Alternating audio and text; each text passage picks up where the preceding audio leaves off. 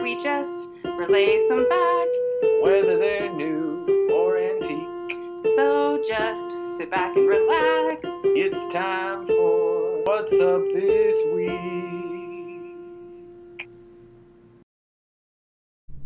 Hi there! Welcome to another episode of What's Up This Week, your weekly dose of history, facts, and trivia from University Branch Library. This week, we start out by wishing happy birthday to Beyonce. Beyonce Knowles was born September 4th, 1981 in Houston, Texas.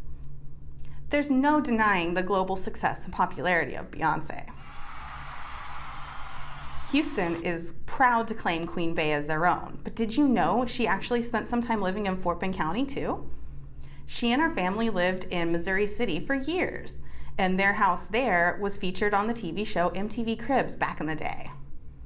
If you're interested in learning more about Beyonce, her life, and her works, we have some titles you can check out. Just visit our catalog and place a hold today. Happy birthday, Beyonce! Over to you, James. What have you got for us this week? Well, thank you, Megan, and hello, everyone.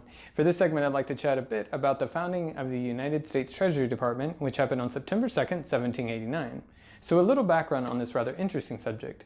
You see, the genesis of this institution traces back to the year 1775, when the country's politicians were looking for a way to fund the rather costly Revolutionary War.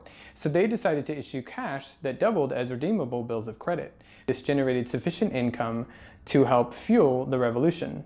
Unfortunately, though, it paved the way for the country's first debt. In 1789, when the Constitution was ratified, the government decided to establish a permanent department that could help to manage this debt.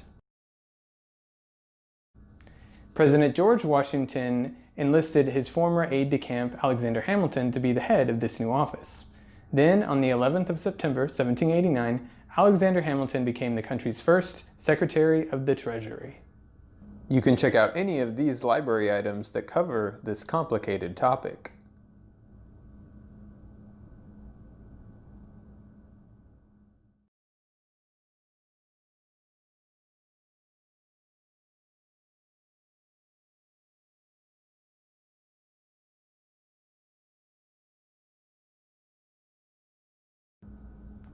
All right, Megan, I'll send it back to you. What weird thing do you have for the folks this week? This week's weird thing is that September 2nd is Calendar Adjustment Day. Let's talk about this holiday. The Gregorian calendar, which we still use today, was first implemented in 1582 by Pope Gregory XIII.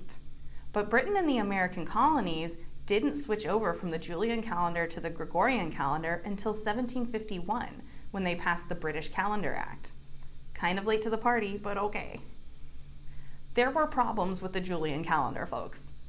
Julius Caesar came up with it in 46 BC, but the solar year was miscalculated by 11 minutes. This doesn't seem like that big of a deal, but year by year, the date of Easter got further and further away from the spring equinox, which was a problem. The Gregorian calendar fixed this problem with its new and improved handy-dandy 365-day, 12-month, add an extra day every 4 years calendar. Hey, it's still working for us. So, according to the British Calendar Act, the day after Wednesday, September 2nd would be Thursday, September 14th. And let me tell you, people were not happy at the idea of losing those 11 days. Some people thought that 11 days were actually going to be taken off of their lives.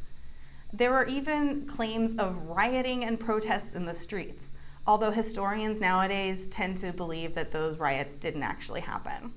Because of all this, the year 1752 only had 282 days. So, Calendar Adjustment Day seems like a pretty good day to just appreciate our current calendar system. It's been working out for us okay. I say we stick with it. If you want to learn even more about the Gregorian calendar, there's a great overview of the calendar reformation in our Explora EBSCO database, along with more articles that go into more depth on the topic. That's it for this episode of What's Up This Week. Subscribe to our YouTube channel so you never miss an episode. See you next week.